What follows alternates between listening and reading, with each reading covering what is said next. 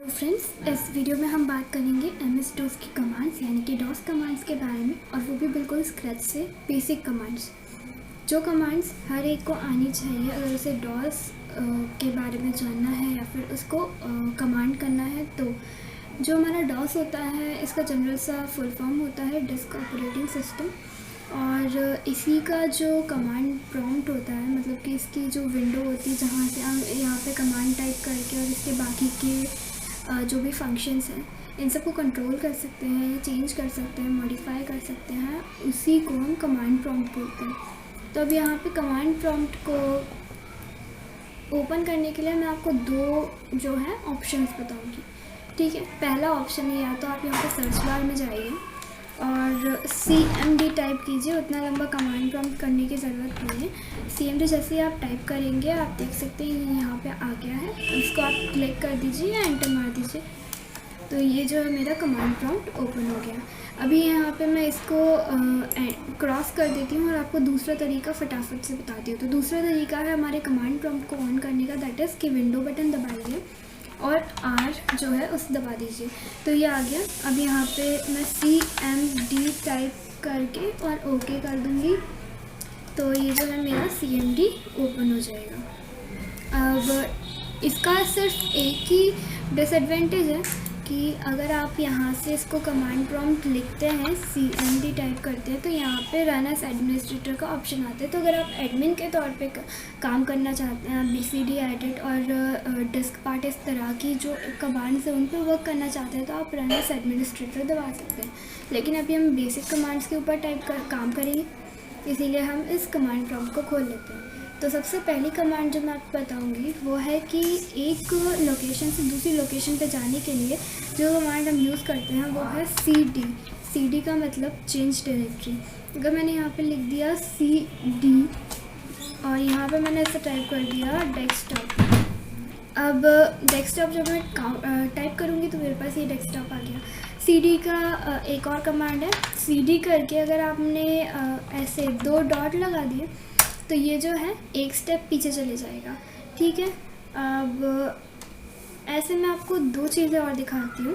अगर मैंने change directory करके डेस्कटॉप, और मान लीजिए मुझे कि डेस्कटॉप के अंदर के किसी फोल्डर में जाना है, जैसे कि आप यहाँ पे देख सकते हैं मेरे पास A1 एक फ़ोल्डर है, तो मैंने रख दिया डेस्कटॉप A1 जैसे ही किया। अब वापस से हम एक स्टेप पीछे जाएंगे, उसके लिए हमने किया CD। अब आप देख सकते हैं जैसे मैंने CD और 2 डॉट लगाई, A1 के फोल्डर से बाहर आके वापस से डेस्कटॉप पे आ गया। अभी एक चीज़ मैं दिखाती हूँ कि वापस से हम A1 के फोल्डर पे जाएंगे और यहाँ पे मैं दबाऊँगी CD 2 डॉट और इस तरह का स्लैश। तो आप देखिए इस वाली कमांड से भी जो वो है वो डेस्कटॉप पे आ गया। ठीक है, अब एक कमांड और होती है, इसको मैं वापस से ले चलती हूँ A1 के ऊपर।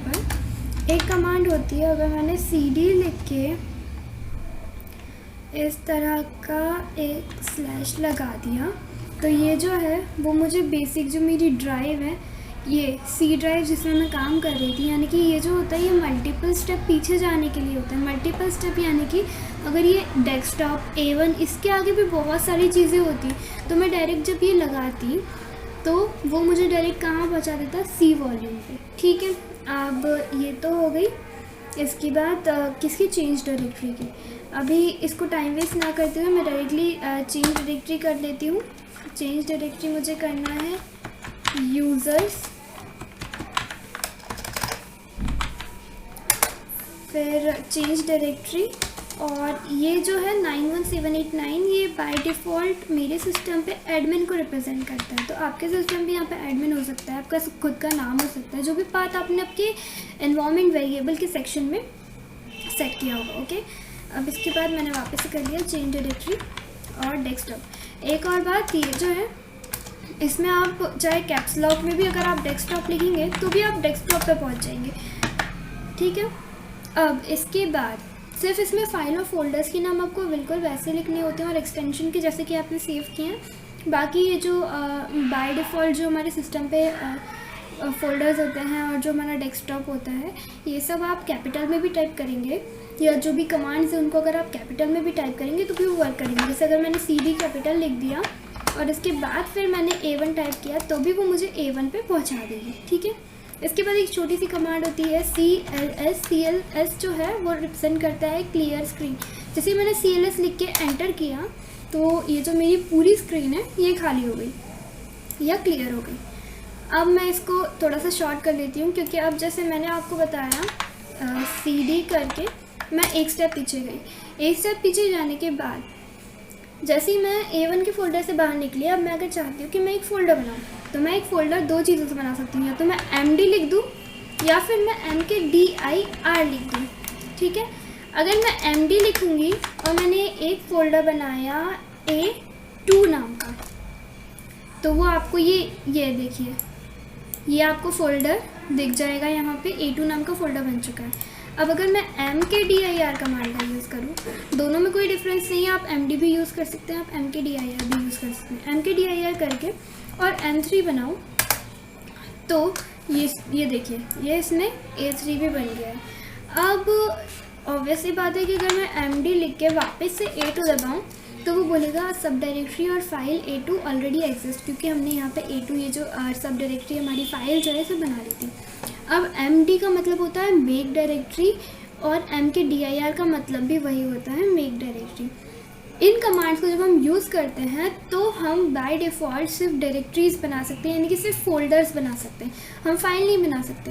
अब अगर मैंने लिखा दो तरीके से, या तो मैं ऐसे चेंज डायरेक्टरी करके A2 कर दूं और फिर उसके अंदर MD दबा के और A4 लिख दूं, तो ये जो है इसके अंदर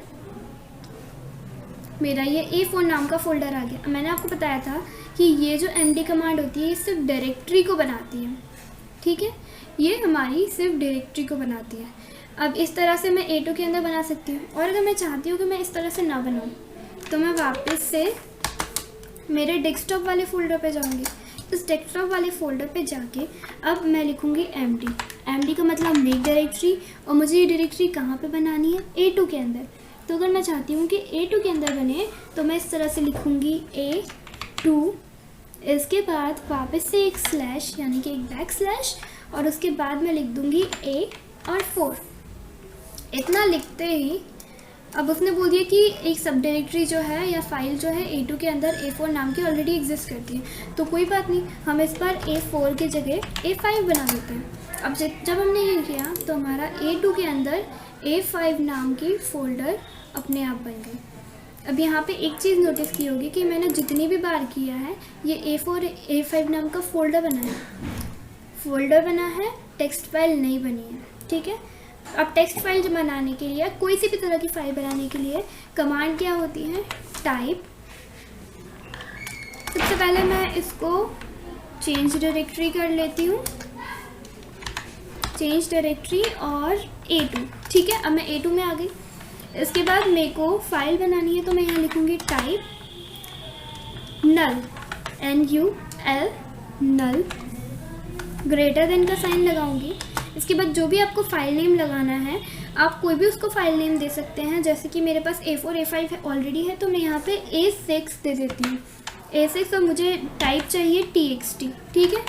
तो ये हो गया A6.txt, ये कर दिया इसने, कोई एरर या कोई मैसेज शो नहीं किया। इसका मतलब यहाँ पे जब मैं खोलूँगी तो मेरे पास A6 नाम का ऑलरेडी एक टेक्स्ट डॉक्यूमेंट मिल जाएगा, ठीक है। अब इतना करने के बाद अगर मैं चाहती हूँ कि मैं एक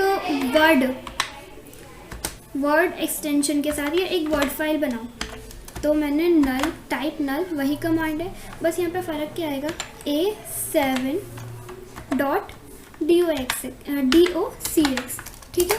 जैसे ही मैंने ऐसे किया तो इसके अंदर एक A7 नाम की वर्ड फाइल बन जाएगी, ये देखिए। अब मेरे पास इतनी सारी फाइल्स हो गई। अब इन फाइल्स को अगर मुझे डिलीट करना हो तो फाइल्स को डिलीट करने के लिए हम DEL, सबसे पहले मुझे, चलो ठीक है इसको ओपन रहने देते हैं। सबसे पहले मैंने लिखा DEL का मतलब है कि डिलीट फाइल कौन सी डिलीट करनी है, A7.docx नाम की वर्ड फाइल मुझे डिलीट करनी है। इतना लिख के जैसे आप एंटर दबाएंगे वो फाइल यहाँ से डिलीट हो जाएगी,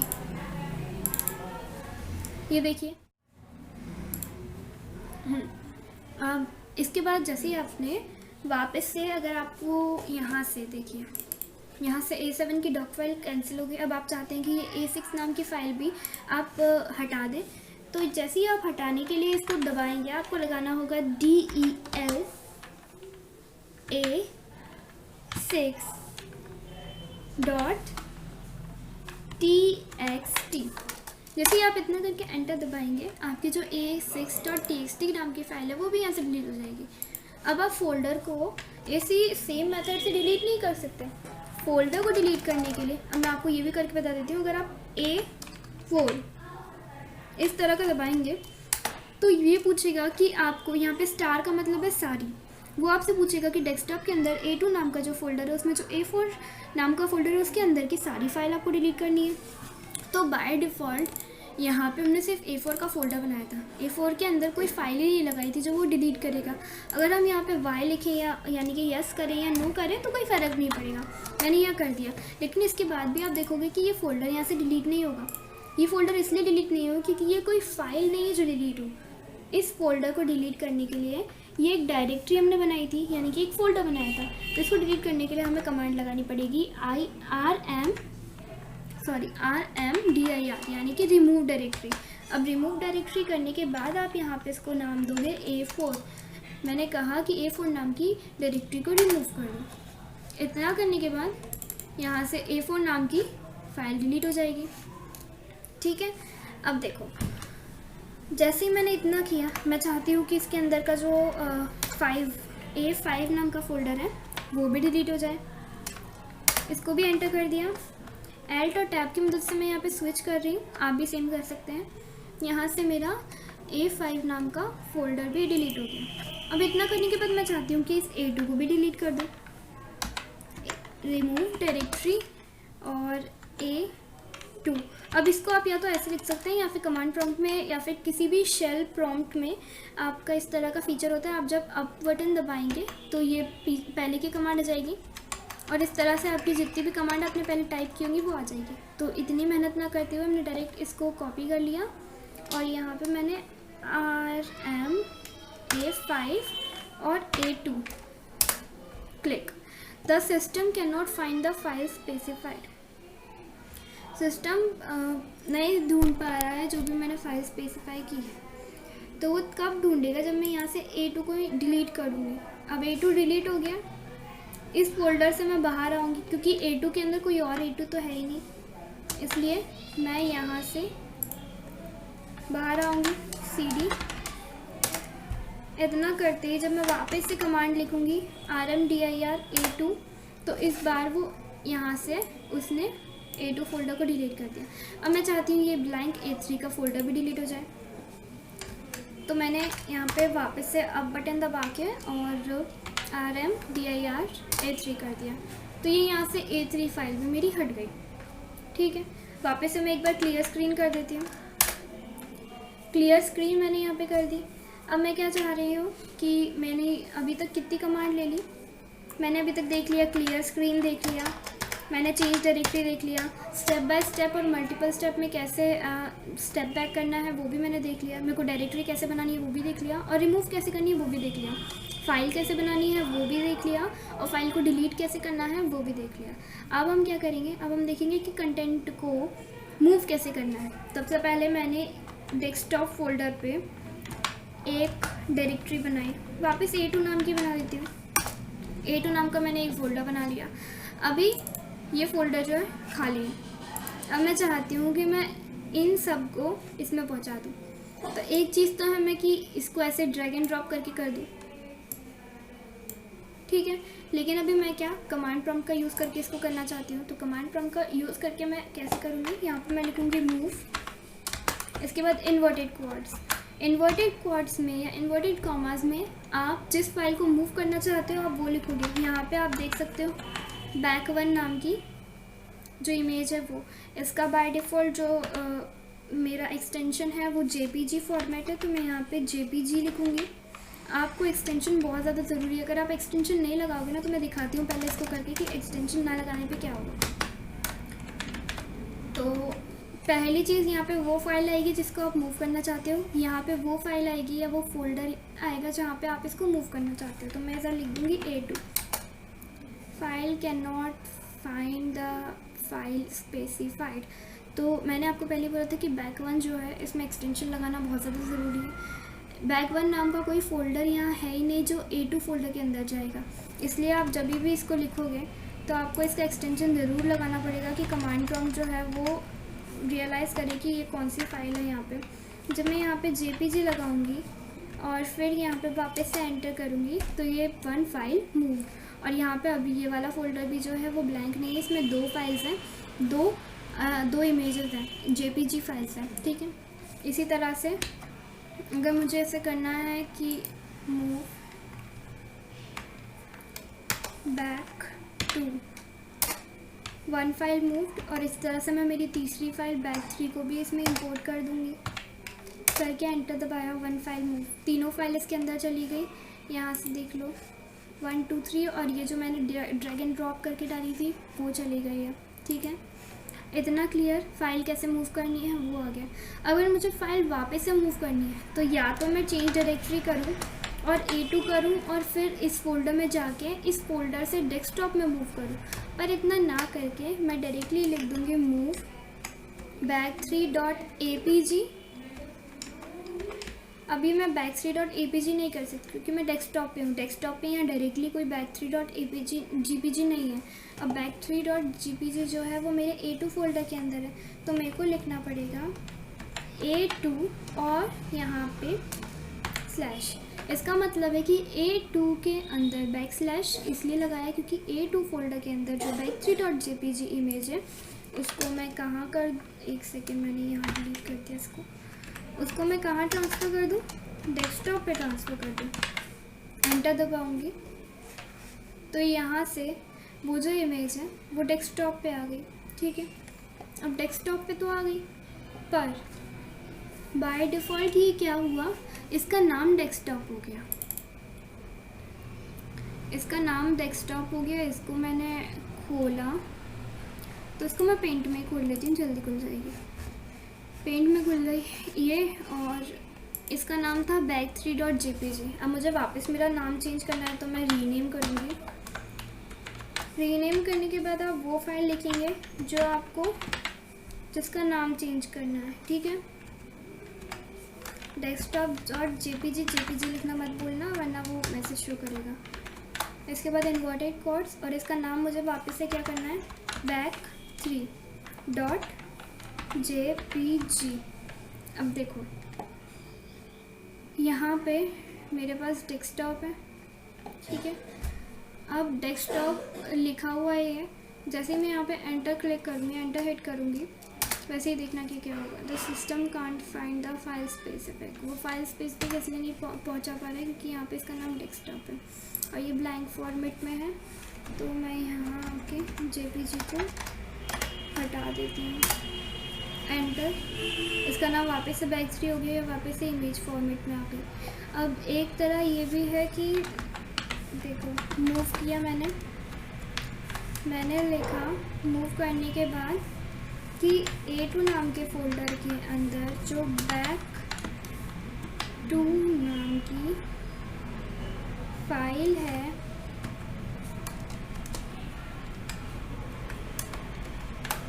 उसको मैं डेस्कटॉप पे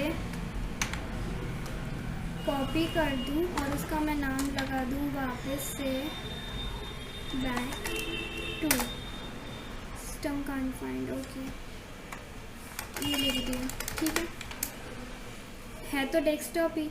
मैं मूव कहाँ से कर रही हूँ, इसमें मैं कुछ भी लगाऊंगी, इसमें मैं जो भी लगाऊंगी ना वो उसका नाम बन जाएगा और जिधर मैं करेंट फोल्डर पे हूँ वहाँ पे ये कॉपी हो जाएगी। तो जैसे मैंने तो ठीक है। अब मुझे यहाँ A2 फोल्डर के अंदर से back2 को वापस इंपोर्ट करवाना है, तो back2 को वापस मूव करवाना है। तो यहाँ पे मुझे लिखना पड़ेगा मूव back2.jpg। अब मैं इतना लिखूँगी ना तो ये वापस नहीं आएगी। क्यों नहीं आएगी, क्योंकि ये अभी A2 फोल्डर के अंदर है, A2 फोल्डर के अंदर है। तो अब अगर मैं यहाँ पे लिखूँगी back2 वन फाइल मूव और उसका नाम भी बैक टू हो गया है, पर देखो rename back to as back2.jpg। अभी आपको इमेज शो हो रही है क्योंकि इसका जो एक्सटेंशन है वो jpg हो गया। अब इतनी सारी मिस्टेक्स करने के बाद या फिर छोटे छोटे डेमोन्स्ट्रेशन देने के बाद हमारे पास सिर्फ एक ही फाइल रह गई है यहाँ से back1, जो हमें इधर इंपोर्ट करनी है। अब बिना किसी एरर के इसको इंपोर्ट करते हैं, तो मूव करना है मेरे को A2 फोल्डर के अंदर जो back1 नाम की फ़ाइल है जिसका फॉर्मेट jpg है, उसको मुझे ऑलरेडी डेस्कटॉप सेट है तो मुझे डेस्कटॉप पे मूव करनी है। और जब मैं इसको मूव करूँगी तो इसका नाम क्या होना चाहिए, back1.jpg, वन फाइल मूव। और इस बार इसका जो फॉर्मेट है वो पूरा सही है।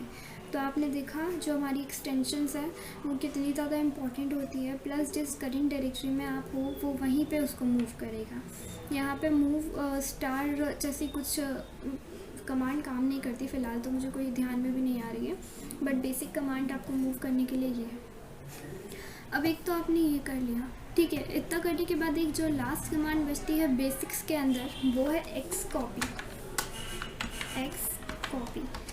एक्स कॉपी आप तब लिखते हो जब आपको कुछ कंटेंट कॉपी करना हो। याद रखना, कॉपी करना है, मूव नहीं। कॉपी जब आप करोगे तो वो कंटेंट वहाँ भी रहेगा और जहाँ आप पेस्ट करोगे वहाँ भी रहेगा। तो एक्स कॉपी का मतलब, अब मैंने यहाँ पे बोला कि A2 के अंदर सिर्फ एक बैकग्राउंड ही बचा है, तो क्यों ना इसको यहाँ लाने के बजाय इस back1 को मैं वापस उधर कॉपी कर दूँ। तो मैंने लिखा back1 यानी कि डेस्कटॉप पे या डेस्कटॉप के फोल्डर पे जो back1.jpg नाम की जो फाइल पड़ी हुई है उसे मुझे कॉपी करना है, यानी कि यहाँ से कॉपी करना है। किधर कॉपी करना है, A2 नाम के फोल्डर में, ठीक है। A2 नाम के फोल्डर में as back1.jpg। Does A2 back1.jpg specify a file name or directory name on the target? तो अगर मैं यहाँ पे फाइल या डायरेक्टरी लिखूँगी तो एक वो फाइल बना देगा या फिर एक डायरेक्टरी बना देगा इस A2 फोल्डर के अंदर, और फिर उसको उसके अंदर इस back1 को डालेगा। चलो फाइल करते हैं सी back1.jpg। फाइल मैंने जब लिखा तो उसको वो समझ गया कि ये जो है ये कोई फ़ोल्डर नहीं है, मतलब ये जो है वो कोई फ़ोल्डर नहीं है। फ़ोल्डर नहीं है का मतलब, अगर मैं फ़ोल्डर मतलब डायरेक्टरी यहाँ पे लिख देती हूँ तो क्या होता कि इस A2 नाम के फ़ोल्डर के अंदर एक और फोल्डर बनता और वो फोल्डर के अंदर back1.jpg जाती। इसका डेमोन्स्ट्रेशन अगर आप कंफ्यूज हो तो मैं एक बार करके बताती हूँ। एक्स कॉपी, इसको मैंने यहाँ पे लिखा एक्स कॉपी, और मुझे back2 को वापस से कॉपी करना है जिसका एक्सटेंशन jpg है, यानी कि जो इमेज फाइल है। कहाँ पे कॉपी करना है, A2 फोल्डर के अंदर as back2.jpg। अब मैंने आपको क्या बताया था कि अगर मैं इसमें डायरेक्टरी का D दबा देती ना तो वो इसे एज अ फाइल नहीं एज अ फोल्डर करता। कैसे, अब देखो यहाँ पे वापस से उसने पूछा कि क्या ये फाइल है या डायरेक्टरी है। मैंने यहाँ पे इस बार D दबाया, सी back2.jpg वन फाइल कॉपीड। देखो मैंने आपको कहा था ना, उसने back2.jpg का एक फ़ोल्डर बना दिया और उस फोल्डर के अंदर back2.jpg को पेस्ट कर दिया। तो बेसिकली ये डिफरेंस होता है जब हम F दबाते हैं या फिर D दबाते हैं, ठीक है। ओके, तो अभी आज की वीडियो में इतना ही।